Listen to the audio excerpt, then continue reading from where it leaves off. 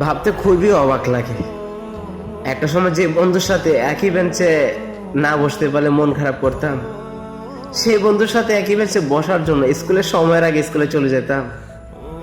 সেই বন্ধুর সাথে আজ একটা মিনিটের জন্য কথা হয় না। সত্যি ভাবতে খুব অবাক লাগে। সময়ের সাথে সাথে সবকিছু পাল্টে যায়, কিন্তু থেকে যায় স্মৃতি, সে মায়া, সে ভালোবাসা। কতই না ভালো ছিল সেই স্কুল লাইফের জীবনটা। স্কুলের স্যার, স্কুলের ম্যাম কতই শাসন করতো, আবার কতই আদর করতো।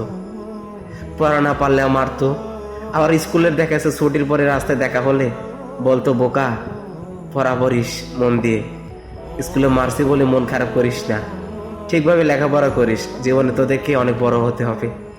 সেই স্যার ম্যাডামগুলোকে মনে পড়ে। স্কুলের আশেপাশে যে দোকান ছিল, ফুচকাওয়ালা মামা, ঝালমুড়িওয়ালা মামা, সিঙ্গারওয়ালা মামা, আরো কতই না মানুষ ছিল, যাদের সাথে একটা সময় একটা দিন দেখা না হলে হয়তো দিনটাই জেনে কেমন কাটতো। স্কুলের সেই জীবনের মায়া, ভালোবাসা, স্কুলের স্মৃতি, স্কুল লাইফের শত সরঞ্জাম, সেগুলো দেখলে এখনো চোখে মায়া পানি চলে আসে এক কোনায়। স্কুল লাইফের বেঞ্চ, স্কুল লাইফের স্কুলের চারিদিকের দেয়াল, কতই না রঙিন আঁকিয়েছিলাম আমরা একসাথে।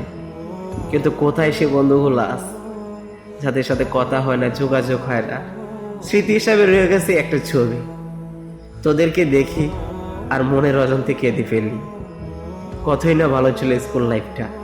আমি একটা কথা বুকে হাত রেখে বলতে পারবো, স্কুল লাইফের স্মৃতি কখনোই কোনো ছেলেমেয়েরা বলতে পারবে না।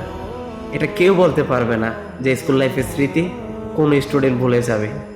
কারণ সেই প্রথম ভালোবাসা কোনোদিন কেউ বলতে পারে না। কারণ জন্মের পরে প্রথম ভালোবাসাটা হয় স্কুল লাইফ। মিস ইউ বন্ধুরা।